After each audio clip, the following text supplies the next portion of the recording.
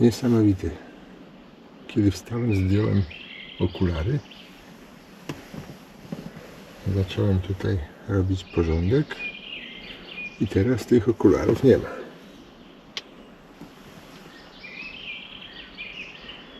Coś obawiam się, że zwinąłem je razem z pościelą. Muszę chyba pościel wyciągnąć i zobaczyć, bo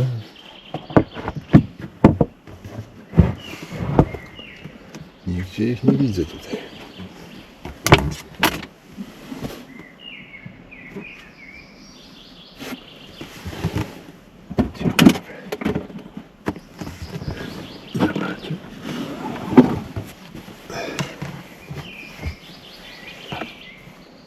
No tak.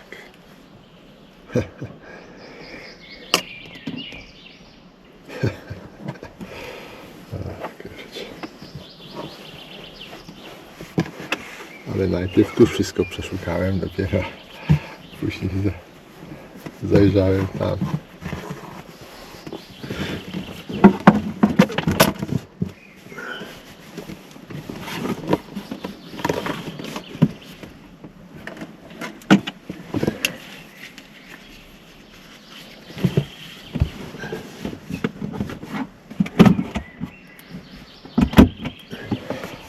No, to tak jak z tym kluczykiem było, co? Kluczykiem od zamknięcia roweru. Przeszukałem też całą przyczepę, potem okazało się, że jest w tej kieszeni, do której wsadziłem. Tylko że schował się sprytnie.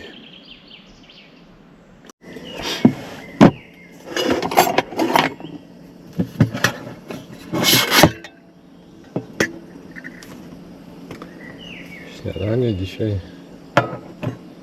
będzie dietetyczne dosyć, bo twarożek z dżemem.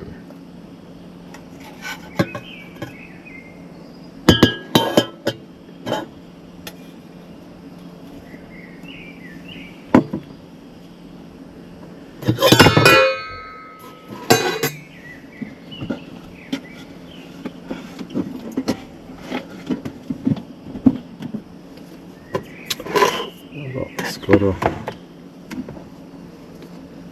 nigdzie nie jadę dzisiaj,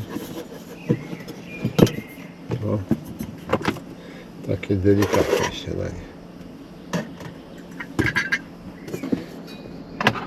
No to dzisiaj podstawowe chyba zadanie to pranie. Zaraz po śniadaniu pójdę do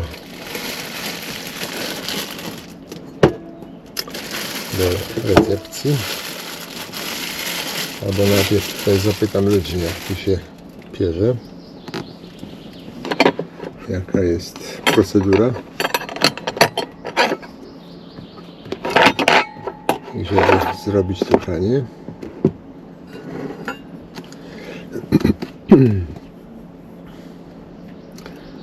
Później jeszcze zakupy.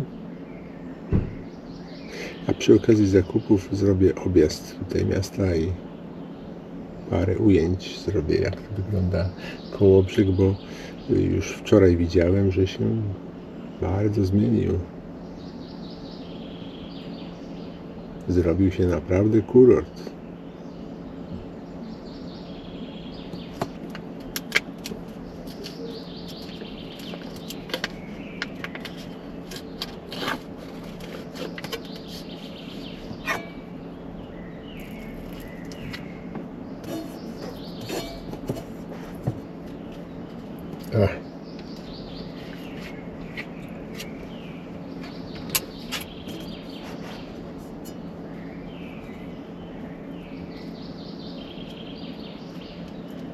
Coś chyba całkiem świeży ten twarożek nie jest, skoro tu jakiś płyn się zebrał. Jakaś serwatka czy coś.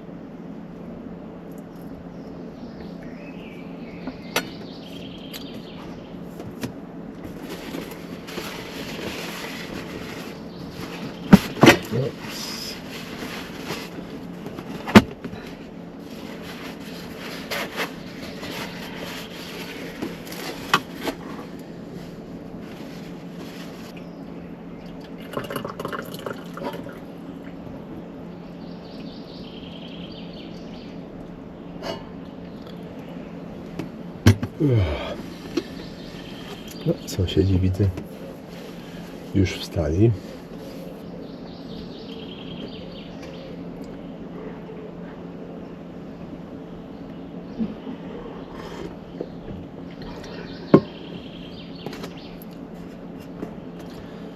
Podejmują jakąś aktywność.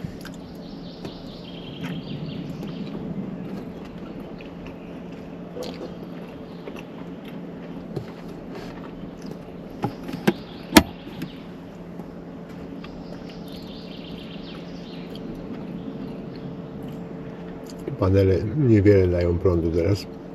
Niebo całkowicie zachmurzone. Więc teraz włączyłem ładowanie akumulatora z prądu zewnętrznego. Bo lodówkę włączyłem rano i ona pobiera sporo prądu.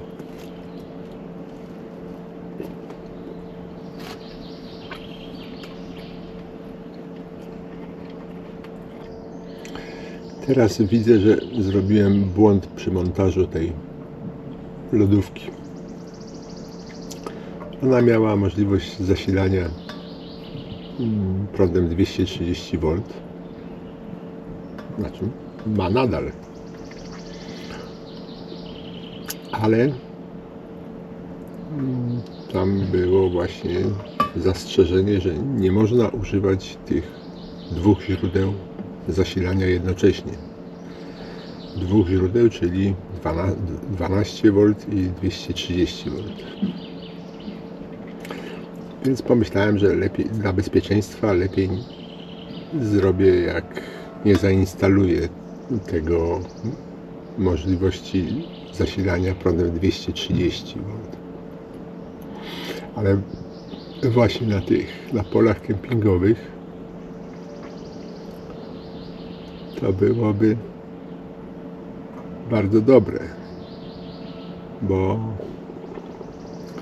tutaj prąd zużywa głównie lodówka, prąd z akumulatora, tak?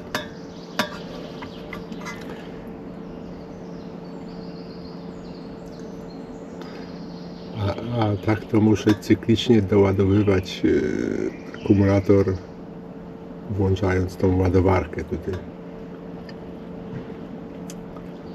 Co jest dosyć takie uciążliwe. Trzeba pamiętać, żeby włączyć. Poza tym wtedy w nocy nie może chodzić lodówka, bo ten zasilacz, jak zbyt długo pracuje, może się przegrzać i nie będzie w ogóle zasilacza wtedy.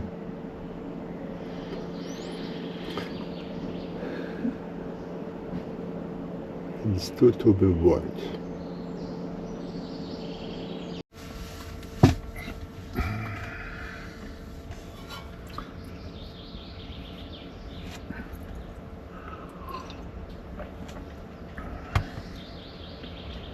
No ale skoro nigdzie nie jadę i mam więcej czasu, no to wypadałoby coś opowiedzieć o pracy na morzu. Ostatnio rozmawiając z kolegą, przypomniało mi się takie jedno zdarzenie. Otóż pracowałem na takim bardzo małym statku jako marynarz.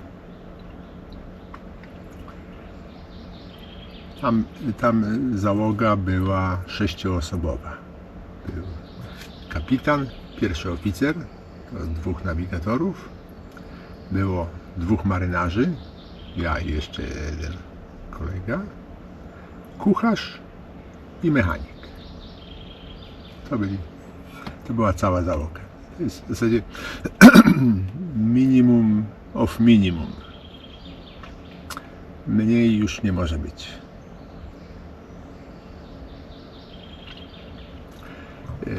I jeszcze ten kucharz to był taki dwustanowiskowy. On był kucharzem, ale też miał przeszkolenie w pracy na pokładzie i mógł też być jako marynarz. A czasami też marynarze pomagali coś w pracach maszynowych, więc oczywiste. Statek gdzieś chyba niedaleko Bristolu w Wielkiej Brytanii coś wyładowaliśmy.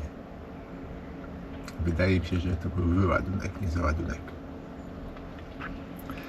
No ale odwiedziliśmy tamten port i później kanałem angielskim przez Francuzów zwanym La Manche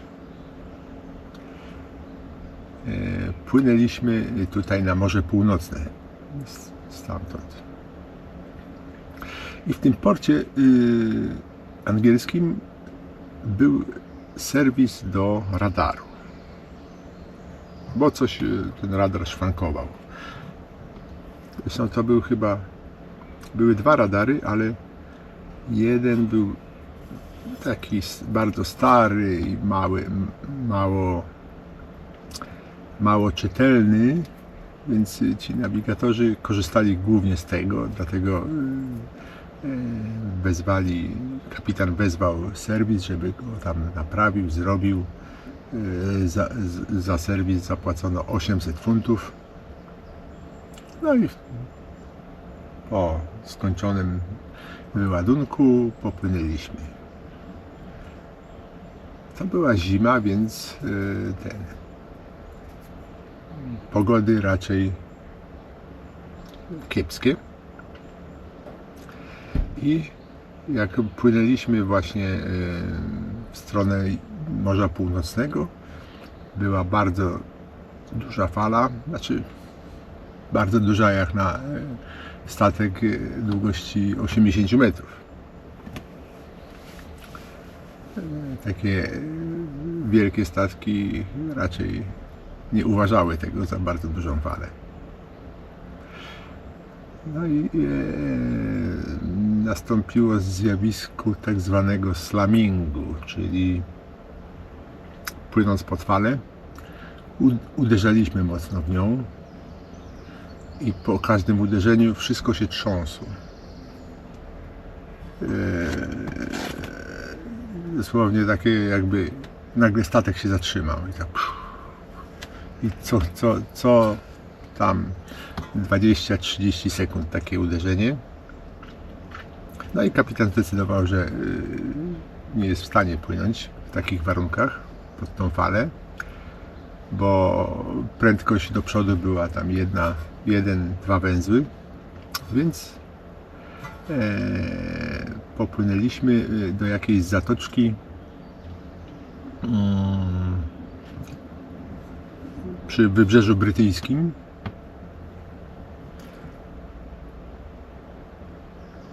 Żeby się schować przed tym sztormem.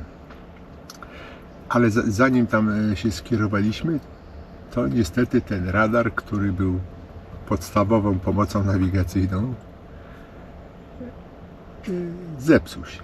Po prostu nagle zaczął dziwne rzeczy pokazywać. Po prostu jak ten taki, a fachowo się to nazywa podstawa czasu, ale taka kreska, która się krąży dookoła ekranu, tak? Nagle zaczęła się pokazywać tylko w określonych w różnych sektorach. Nie w tych samych. Tak. Czasami najpierw tu 30, radar pokazywał kawałek 30 stopni tutaj, potem przerwa, potem gdzieś tutaj 10 stopni, potem znowuż tu 50, tam 10, 15 i tak przypadkowe sektory pokazywał, a innych nie. I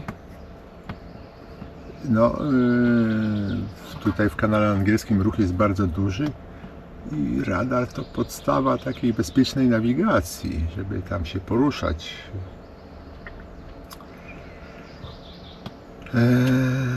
Dlatego było prawdopodobne, że będziemy musieli zamówić serwis, który przyjedzie motorówką na ten statek. A wtedy to nie kosztowałoby 800 funtów, a 3 razy tyle. No ale i ja tak, no nie byłem wtedy nawigatorem. Byłem zwykłym marynarzem, który no, jakieś tam doświadczenie miał. I tak rozmawiając z kapitanem, mówiłem mu, słuchaj, no przecież ten radar dopiero co był naprawiany. To nie może być poważna awaria, to jakiś od tych wstrząsów być może jakiś kabelek się obluzował, coś tam wysunęło się, nie styka. Jedna z takich przyczyn błahych, tak? I zaproponowałem mu, że ja tam zajrzę, zobaczę, co tam jest, bo ten cały mechanizm i część taka główna, że tak powiem, elektroniczna była w takiej kopule na maszciku takim radarowym. A kapitan był dosyć taki normalny, więc mówię, no jak chcesz, to zajrzyj. No i rzeczywiście wlazłem na ten maszcik, jak już staliśmy w tej zatoce, spokojnie, cicho było, nie bujało, nie trząsło. I właśnie sprawdzałem głównie te kabelki. Wszystkie te mocowania tych kabli sprawdziłem. Nic, żadnego problemu. Ale tam pod spodem na osi tego silnika, który obracał ten skaner, tak, czyli tą antenę taką radarową, na osi było takie koło gdzieś takiej wielkości i po tym obwodzie miały takie bardzo wąskie szczeliny, takie nacięcia jakby. Mnóstwo ich było dookoła, tak? I właśnie na tym dysku, tam na górę tego dysku obsypały się jakieś paprochy, po prostu takie jakiś brud, nie wiem czy to była rdza, nie, chyba nie, raczej takie no, z latami eksploatacji coś tam się zbiera i to się nasypało tam na ten dysk pod wpływem tych uderzeń prawdopodobnie. Ja to odgarnąłem, tak, sobie na wszelki wypadek, nie myślałem, że to może być przyczyna. Ale jak później to złożyłem i mówię, no, wszystkie te są ok połączenia. Kapitan włącza radar i radar działa bezbłędnie. No później, jak już zdobyłem, że tak powiem, wiedzę na temat tych radarów, to po prostu ten dysk z tymi otworami to jest ten element, który rozpoznaje, w którym kierunku patrzy radar. I jak były te szczeliny zatkane, tak, przykryte, to w tym momencie radar nie wiedział, gdzie patrzy. I nie pokazywał obrazu. Jak tylko gdzieś znalazła się szczelina, gdzieś wolna od brudu, no to wtedy pokazywał.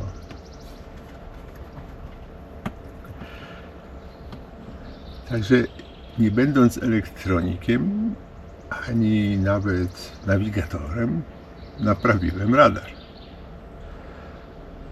Ale to zdarzenie pokazuje jeszcze jedną sprawę.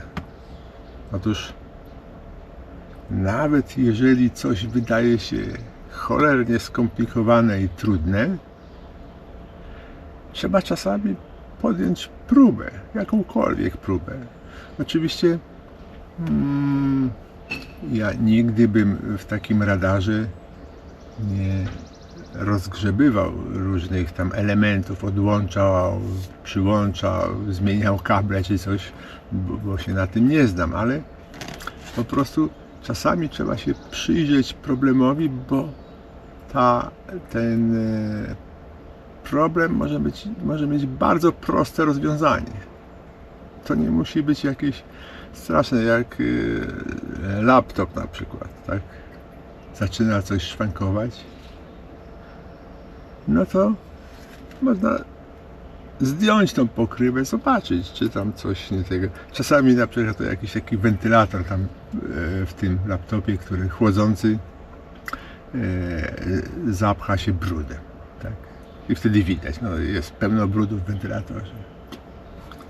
Wyczyścić i może działać. Nie mówię, że na pewno będzie działać, ale czasami może być. Więc nigdy nie należy przy nawet dużym i skomplikowanym problemem od razu się poddawać. Trzeba podjąć próbę. Może się uda. Dlaczego nie spróbować?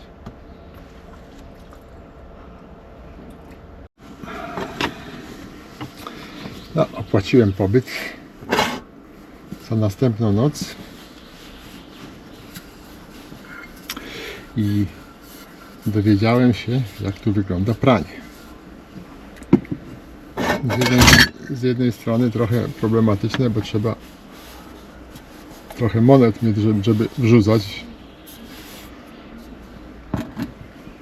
do automatu, ale z drugiej strony świetna sprawa, bo odpada problem z suszeniem. Dlatego nie muszę teraz od razu prać z rana, mogę później, ponieważ jest tam też suszarka. Co prawda za dodatkową opłatą, ale mam od razu i wyprane, i wysuszone.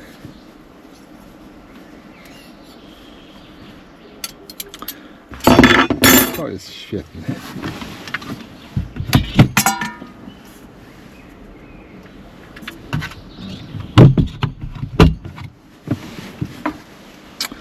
Przypomnę, jest to Camping Baltic w Kołobrzegu. Gdyby ktoś kiedyś planował tu przyjechać. Ceny kształtują się dosyć niskie. Jak na kemping położony w takim renomowanym uzdrowisku, bo tu Kołobrzeg jest uzdrowiskiem.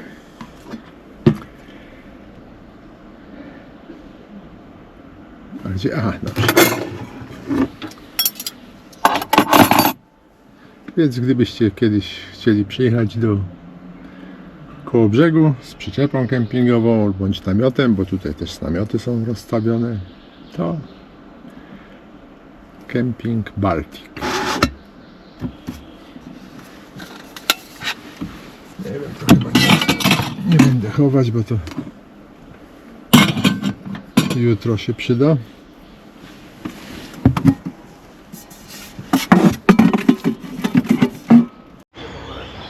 No to ruszam w Kołobrzeg. Tutaj przyczepa zostaje, a ja jadę sobie.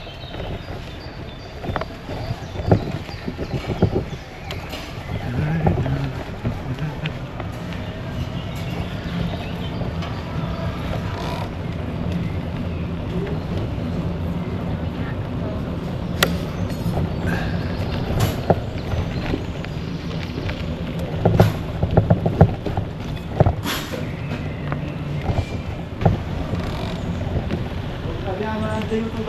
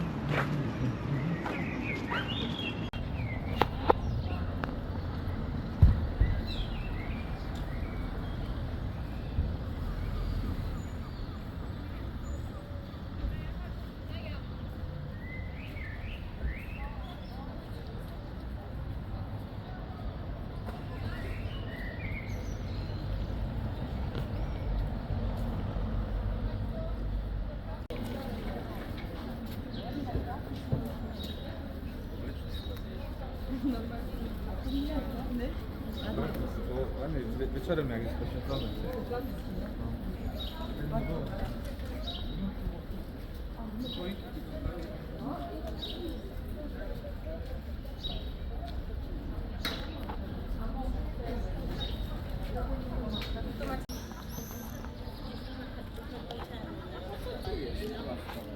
Albo przy tamtej ulicy. Tam jest chyba ciasto.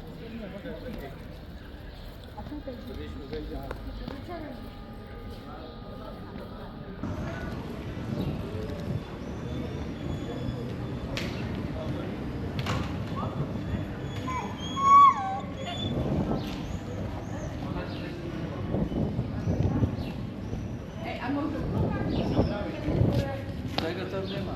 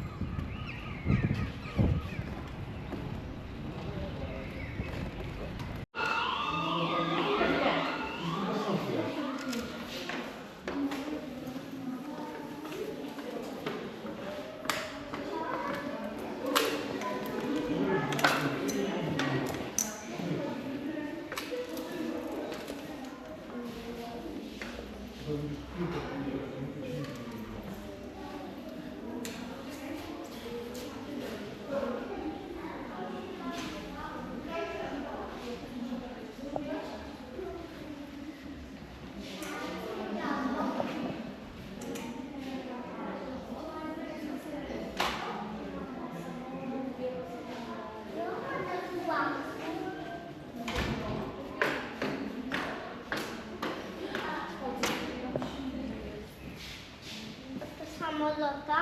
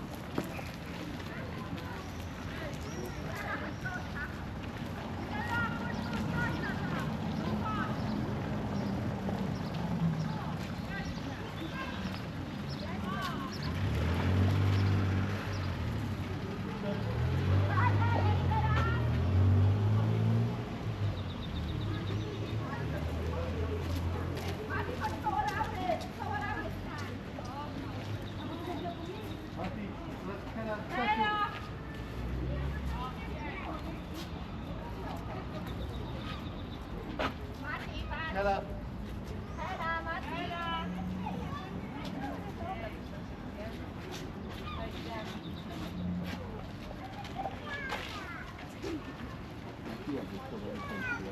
z tymi samymi zejściem.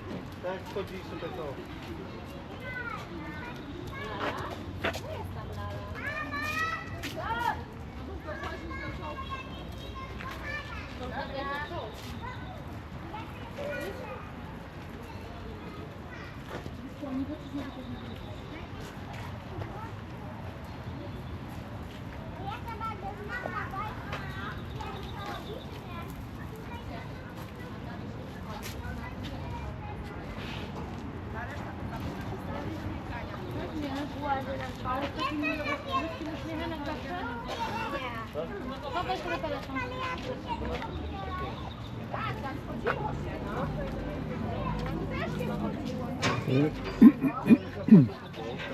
Te wszystkie IS w nazwie tych dział samobieżnych oznaczają Józef Stalin. Stasiu, pokaż się. Czy robię Ci jakieś zdjęcia? Stasiu, czym byś chciał? Stasiu, idziesz też? No to chodź, daj. A co ty masz koloszy z mokrą?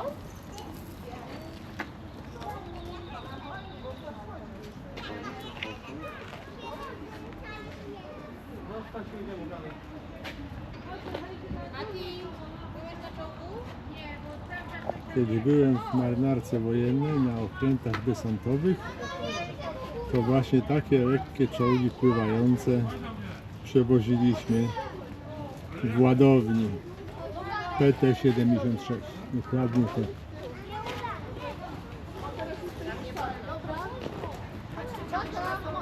Stasiu?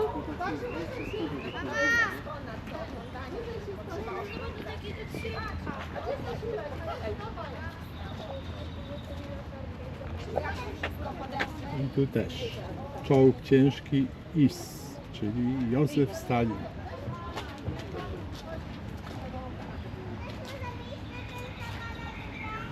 Wszystko wtedy nazywało się imieniem Stalina.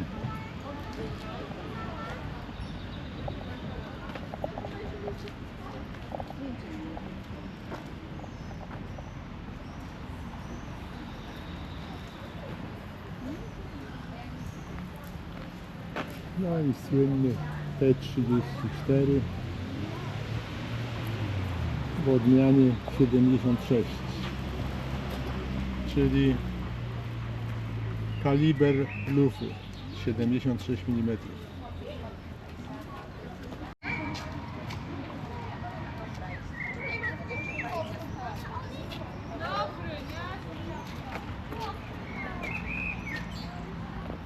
Żeby energii nabrali, ja też bym zjadła.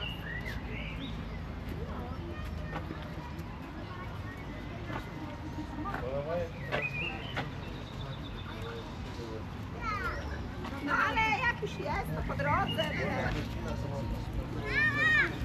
Chociaż Ci powiem, że Mateusz na przykład się interesuje tymi poradnikami, prawda, jak na 4-latka, że dinozaury, popływać takimi zabawki, czasami są, wiesz, nie? Tu mamy cały zestaw broni przeciwlotniczej. Rakiet.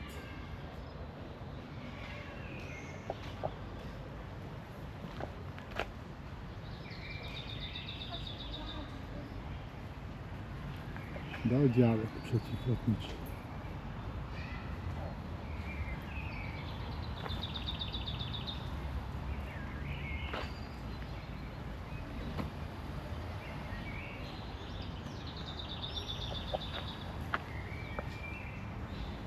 Wszystko to radzieckiej produkcji.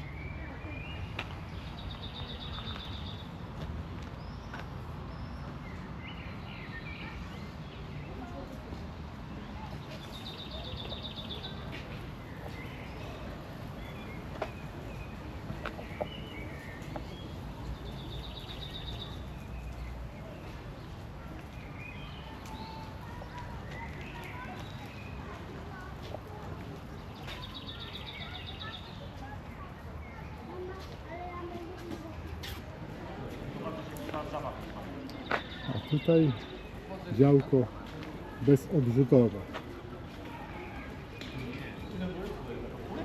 Bardzo często były używane przez spadochroniarzy, ponieważ było dosyć lekkie.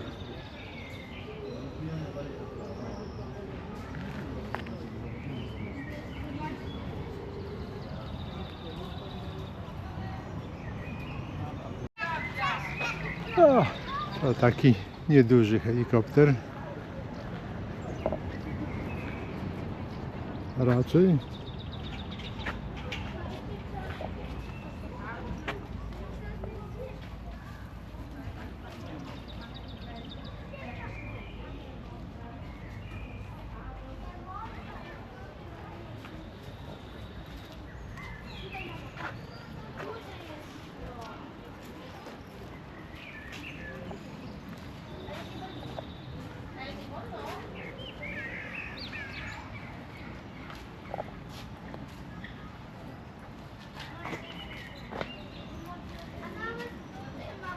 A tutaj właśnie niemiecki pojazd gąsienicowy.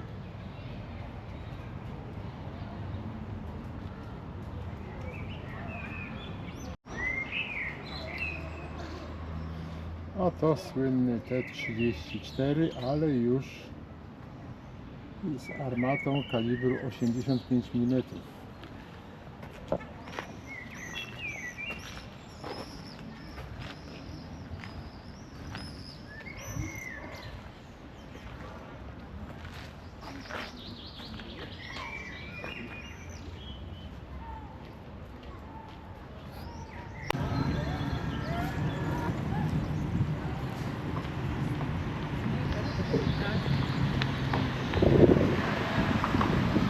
A tutaj sobie płynie rzeka Parsenta.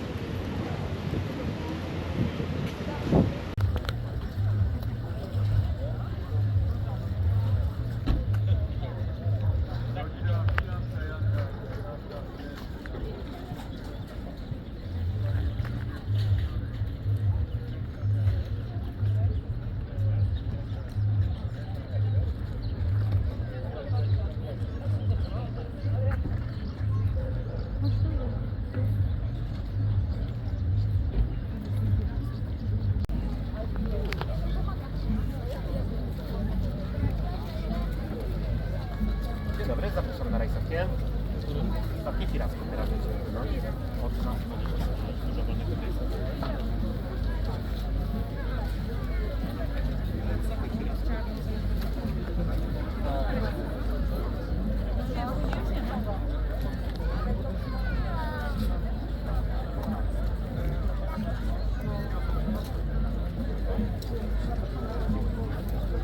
No to idę teraz do pralni. Tu gdzieś powinna być pralnia.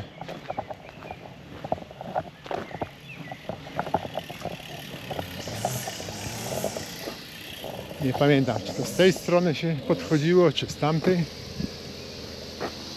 A, może z tamtej podejdę. Bo tutaj wydaje mi się to pewne. O, deszcz akurat zaczął padać. No kurczę. Ale zdążę chyba dojść do pralni. Dobra, to jest tu gdzieś. Okej.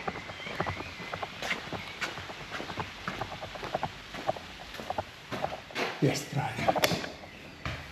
Mamy światełko. Światełko nie działa. Dobrze. I tu jest super, bo są dwie pralki i Tutaj jest suszarka.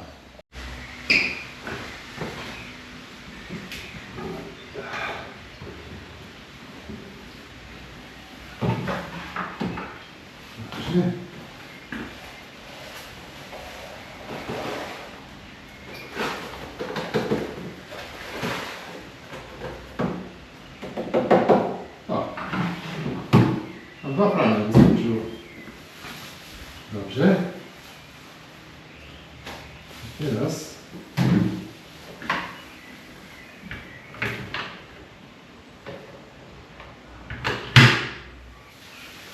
Teraz trzeba wrzucić tutaj monety, które teraz w mieście i chodziłem od sklepu do sklepu, żeby wymienić te monety. Nazbierałem.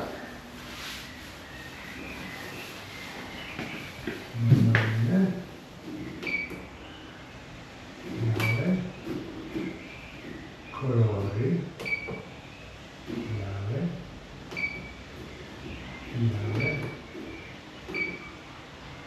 Kolory.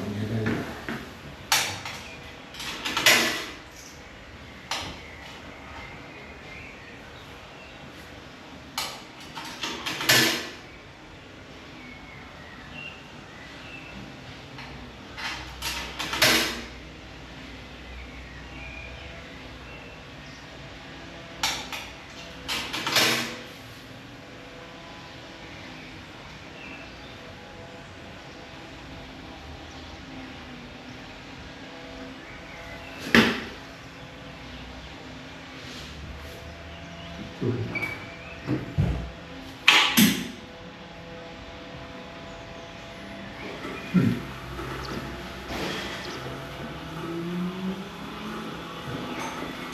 Dobrze, idzie. Pranie, mam godzinę. No, pranie się robi. Około godziny mam czasu, to teraz trzeba przygotować coś do jedzenia. Mam nadzieję, że zdążę.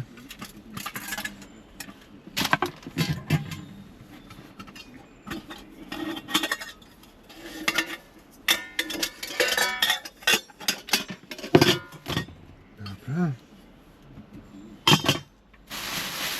To do mycia.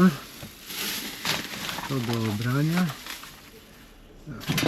Pojemniki, to wszystko. Dobra. To lecę. Trochę popadało i zagrzmiało nawet.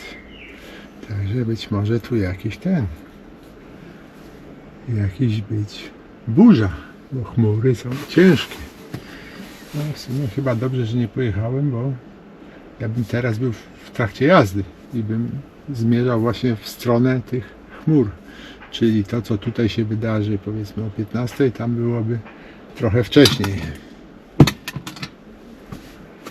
Dobrze, tutaj działania w kierunku obiadu to chyba zacznę od pokrojenia sałatki. No to może później leżeć i czekać.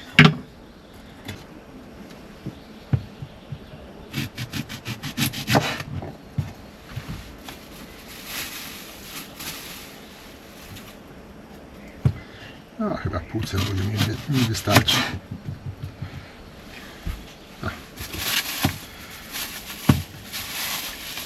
Wstawię na zaś.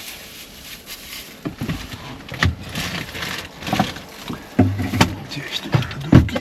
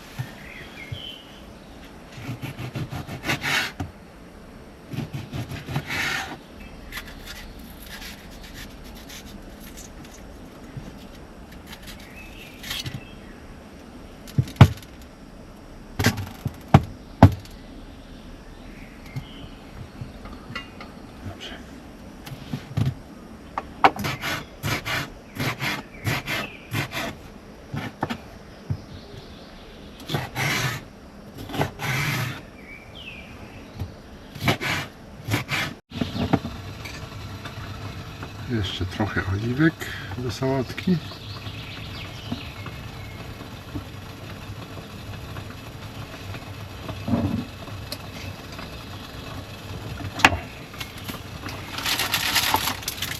Teraz woda zagotowała się. Bardzo dobrze.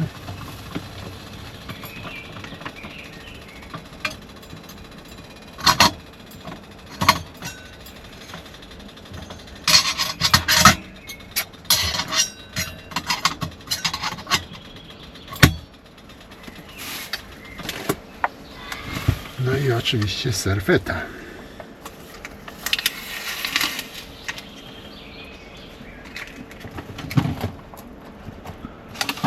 Dobrze, no to sałatka w zasadzie opanowana.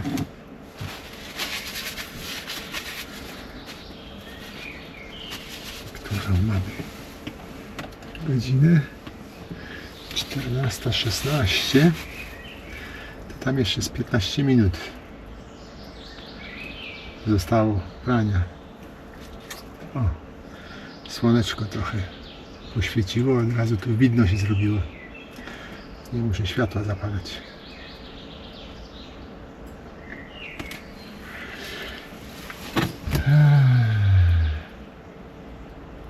Dobrze, no ale do tego smażenia to będę musiał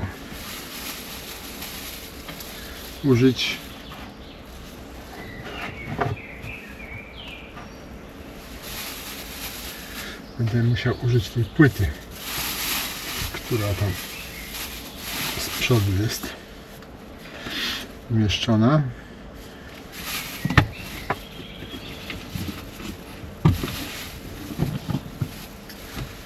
To chyba się uda po nią.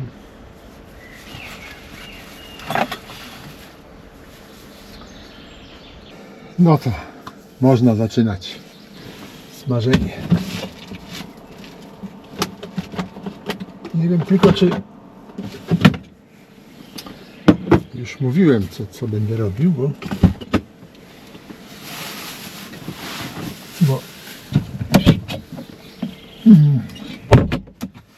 tutaj mnie zainspirowali sąsiedzi. Mówili o jakiejś restauracji, w której podobno owoce morza bardzo smaczne są. Między innymi wspomnieli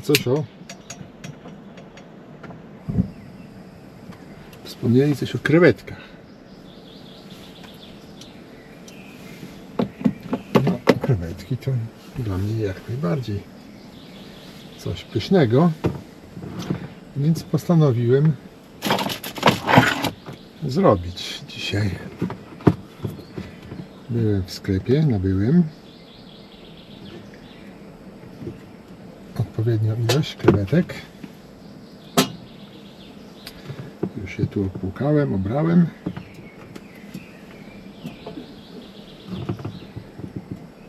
I zamierzam właśnie na maśle z winem zrobić.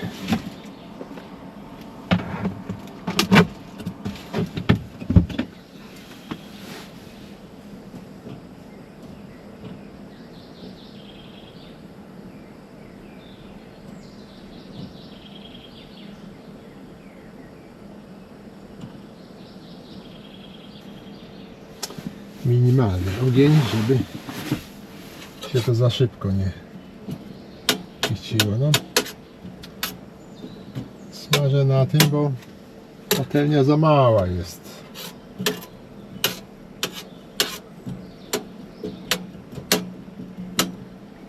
Nie wiem tylko, czy to mi się nie przeleje, jak wina dodam.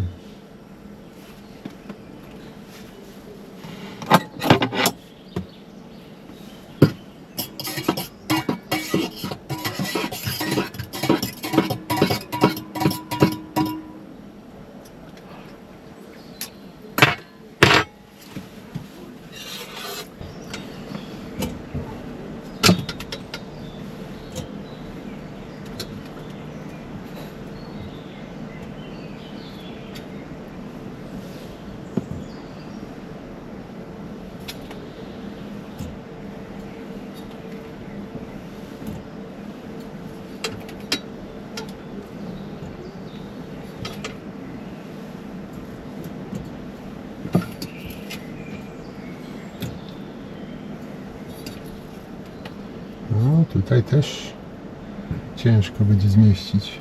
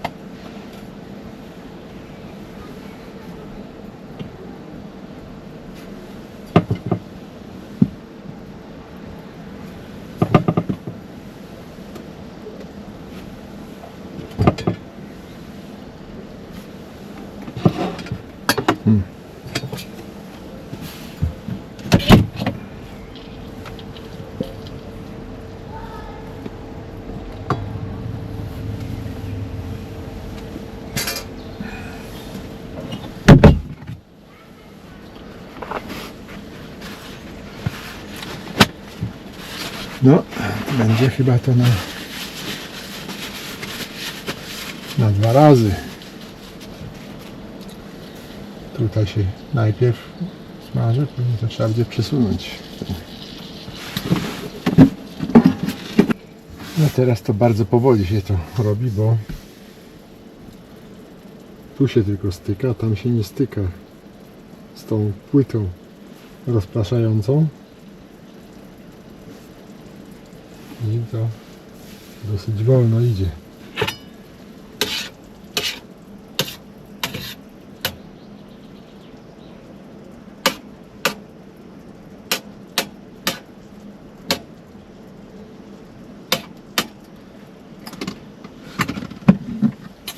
Ale miałem przygodę z telefonem. Poszedłem z telefonem włożyć pranie i położyłem telefon na pralce i zapomniałem go zabrać.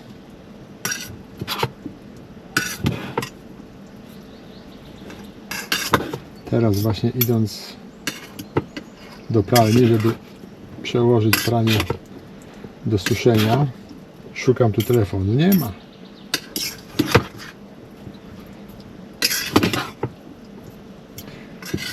Od razu poszedłem najpierw tutaj do umywalni naczyń, zobaczyć, czy tam nie zostawiłem.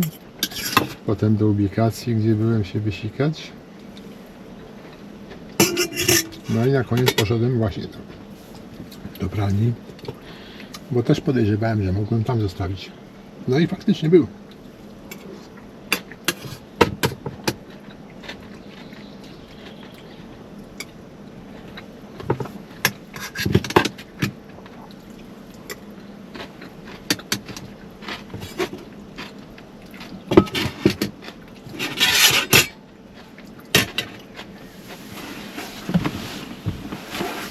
Strata telefonu to gorzej jak strata portfela.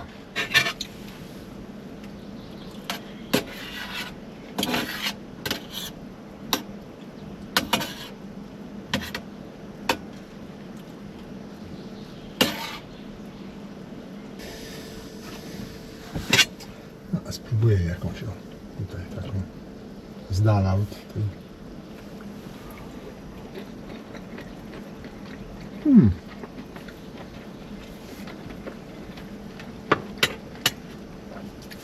A, już są dobre.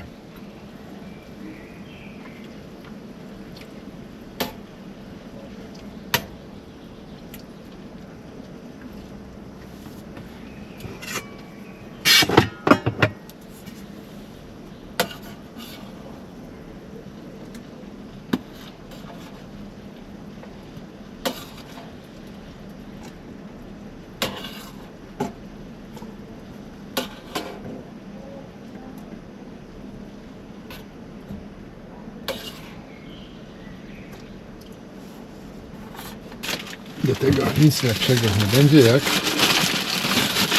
świeże bułeczki. O.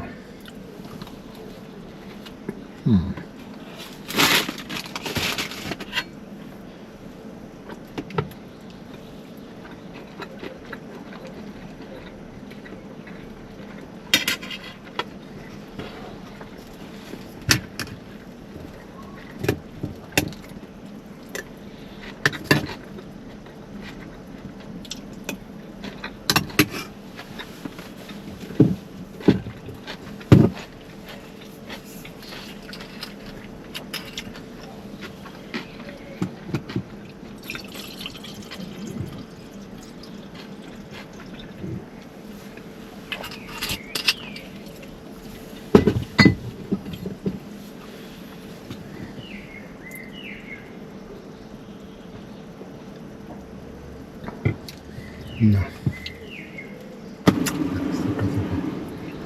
Trochę bliżej. Dobrze, no.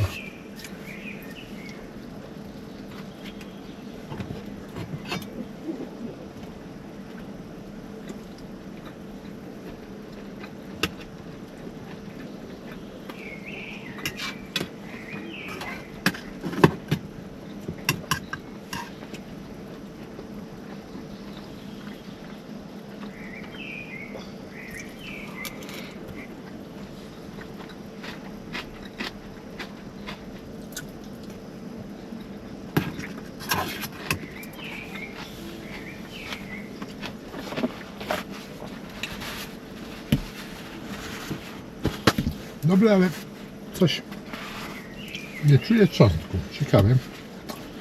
Zapach był. Jakiś ten czosnek za słaby.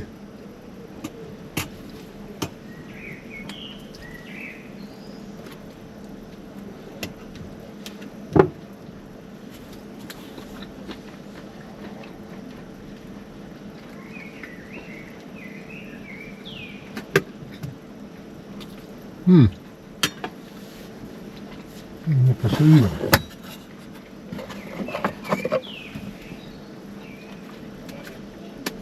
O, pieprz też może być.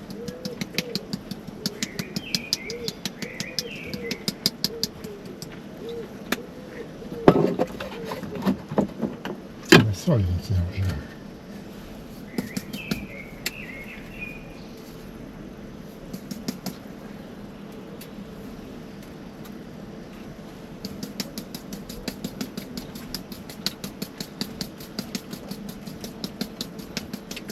Coś mi właśnie tak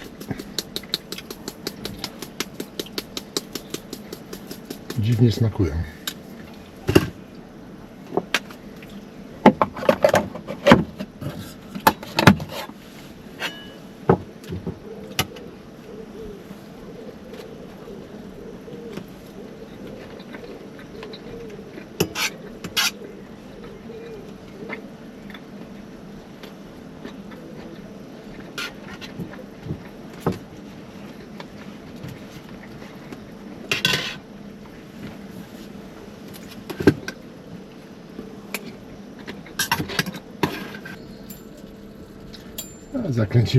Zakręciłem już gaz jeszcze trochę na tej płycie, niech się to pogrzeje.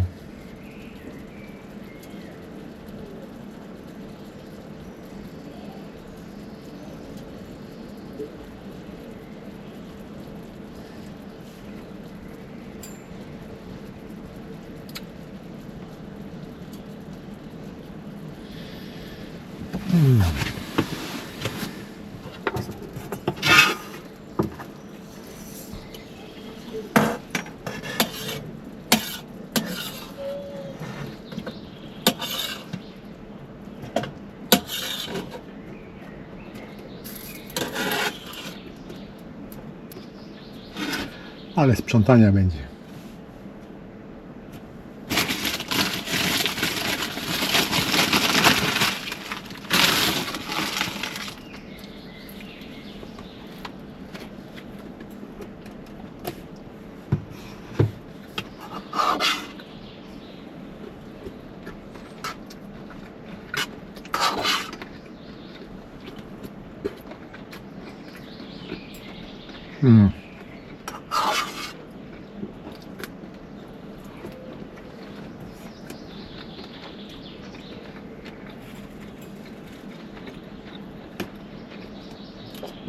Teraz od razu inaczej smakują.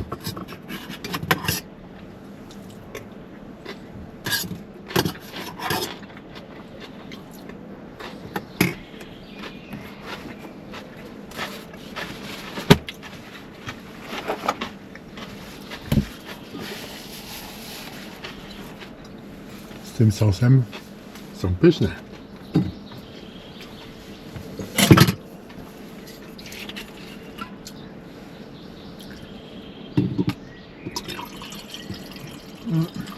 My, alkoholicy, nie odchodzimy od butelki, dopóki nie zobaczymy dna.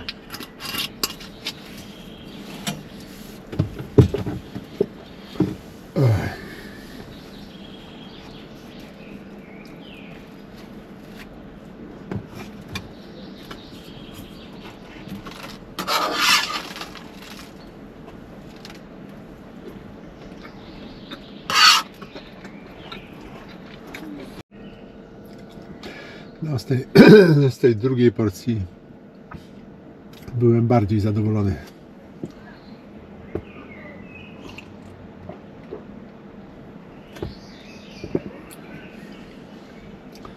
Była taka, jak tego oczekiwałem.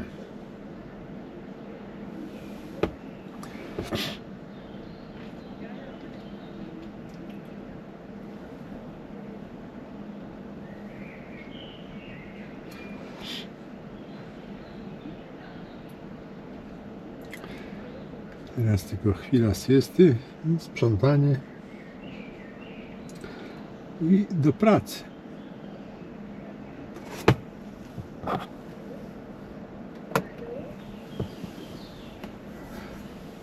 Piętnasta 45. No, o 16 pójdzie. Myć naczynia. I zaraz później zabiorę się do dzieła.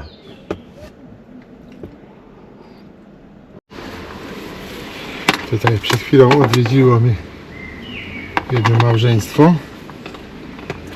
I dobrze, że zagadali, bo ja znowuż zapomniałem o ładowaniu tych akumulatorów silników przyczepy.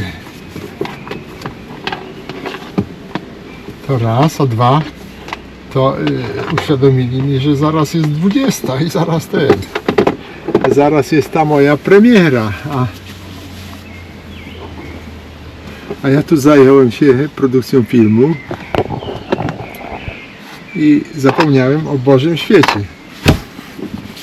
O kurde. Dobrze, no to zaraz już tutaj włączam. O, nawet jest tu powiadomienie. Za 30 minut. O kurde.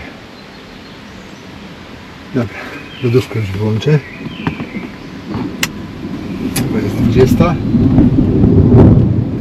się tylko akumulator naładuje na noc i koniec działalności. Tylko tak, tutaj muszę chyba okna pozamykać.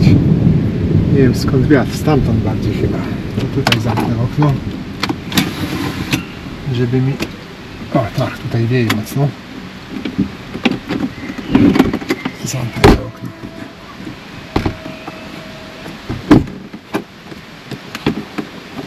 O, teraz będzie ok.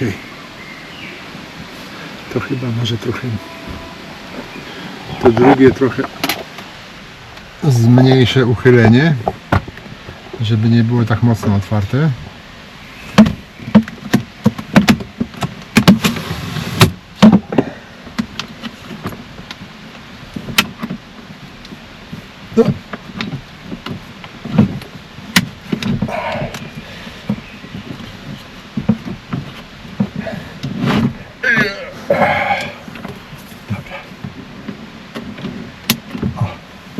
Tak wystarczy.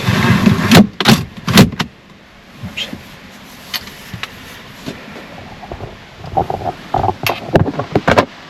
No to jestem gotowy na sztorm, bo tutaj gwałtowny wiatr się zerwał i grzmoty słychać. Chyba zbliża się burza. Kolejna burza.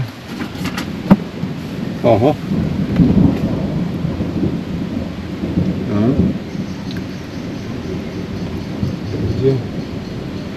Będzie waliło. Grzmoty i pierony. No ale dobrze.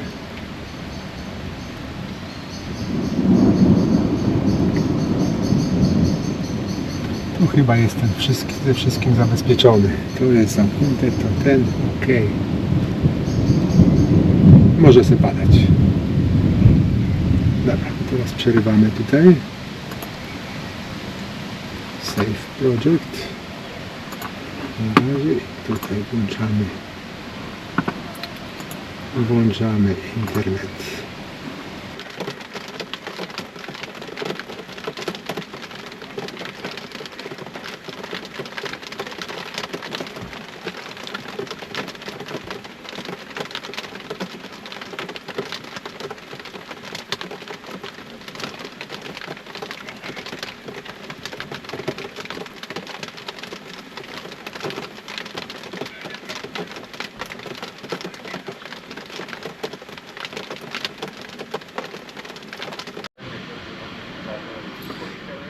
Jeszcze tylko zrzucę z kamer te wideoklipy i kończę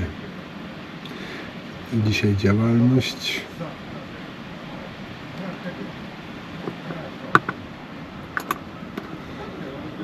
No już zaczyna być senny.